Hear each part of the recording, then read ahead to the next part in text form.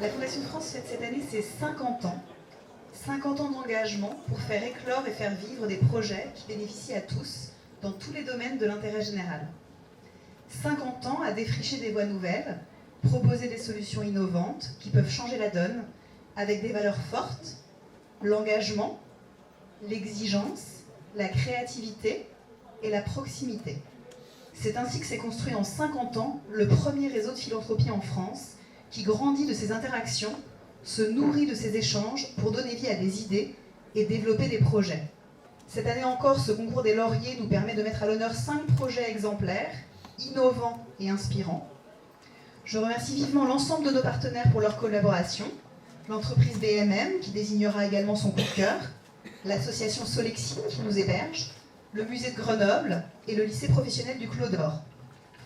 Et je tiens juste avant à préciser qu'on est absolument ravis de faire cet événement au sein de l'association Solexine et de profiter du dernier jour de cette exposition hors les murs du musée.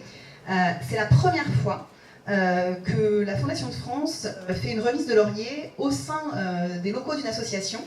Et on est très très très heureux de faire ça ici parce que pour nous, c'est aussi l'occasion de récompenser, de valoriser en fait le projet associatif. Au-delà du prix qui sera remis, c'est aussi un moyen de mettre en avant tout ce que fait l'association. Du coup, Solexine, ça existe depuis 1996.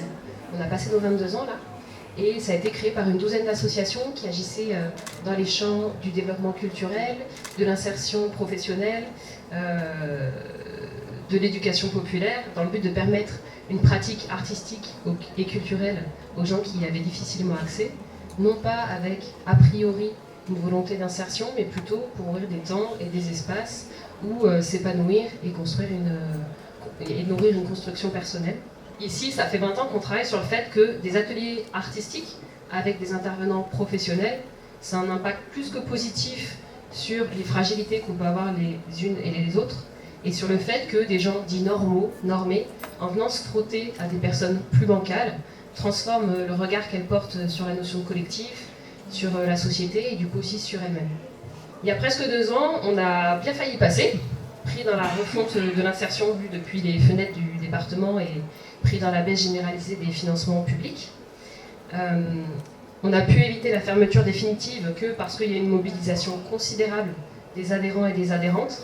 On a aussi bénéficié du soutien depuis plusieurs années d'une fondation sous égide de la Fondation de France. Et ça a été important à la fois sur le plan moral, en termes de reconnaissance du projet, mais aussi sur le plan politique et stratégique, pour montrer au pouvoir public l'appui apporté par la société civile, tout en rappelant qu'elle n'avait pas vocation à se substituer à eux. Le fait que cette fondation se soit positionnée sur un soutien dans la durée a également beaucoup compté, parce que pour transformer un projet, on a besoin d'un minimum de sécurité dans les financements, et c'est de plus en plus dur à trouver. Et du coup aussi pour faire entendre au pouvoir public que le monde associatif, qui est quand même un peu en train de crever, a besoin de financement structurel et pas seulement de financement au coup par coup sur des appels à projets qui demandent toujours un temps salarié considérable. Nous, cet été à Solexine, on s'apprête à licencier notre unique et dernier salarié. S'ouvre donc un temps de chamboulement important pour nous tous et toutes. Mais on n'est pas seul. Un comité associatif s'est constitué et travaille sur la suite. Mais sachez que Solexine est loin d'être tiré d'affaire. L'abandon de la région et du département ne nous permettent pas de financer du temps salarié, pourtant c'est indispensable. Aussi, continuez à nous soutenir, parce que par les temps qui courent, où l'humain en prend un sacré coup, on pense qu'il y a plus que jamais besoin de projets comme celui-ci. Je vais juste dire quelques mots au nom du directeur qui n'a pas pu être là ce soir, et de mes 2 super camarades hors les murs, Marie-Laure et Louise, qui sont par là. Le principe du musée hors les murs est pratiquement chaque fois le même. L'idée est de prendre des œuvres du musée, de les sortir de cette institution impressionnante pour présenter des œuvres originales dans un lieu qui est a priori pas fait pour accueillir des œuvres de musée. Cette année, ce sont les artistes intervenants et les adhérents de l'association qui ont choisi la thématique de l'exposition. Alors pourquoi Solexine ? On se connaissait déjà, puisqu'en 2010, on avait organisé une exposition hors les murs alors ça s'appelait pas Maison des Habitants, ça s'appelait Centre Socio-Culturel Chaurier-Beria, mais c'est la Maison des Habitants. Et une journée particulière avait été organisée ici. Il y avait eu une présentation de certaines œuvres du musée dans la salle où on expose jusqu'à aujourd'hui.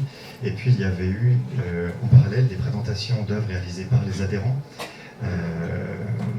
Et il y avait eu des lectures de textes écrits par les adhérents en lien avec ces œuvres. Et moi, j'avais en tête, voilà, je me souvenais de la qualité du travail photographique, de la qualité de la beauté des textes qui avaient été lus.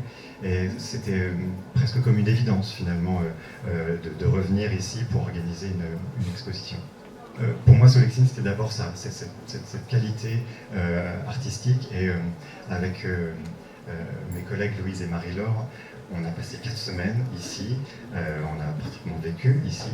On a constaté une chose qui est extrêmement importante et qui est pour moi vraiment une grande qualité de Solexine, quelque chose de très rare et précieux, c'est ce sens de l'accueil. On n'a jamais été accueillis comme ça, par tout le monde, par le formidable maître de maison dont j'ai parlé tout à l'heure, par Emmanuelle, la présidente, par les membres du bureau qu'on croisait, les artistes intervenants, par les adhérents qui étaient là tous les jours avec nous pour accueillir les visiteurs, les adhérents de Solexine, les personnes d'ATD Carmonde.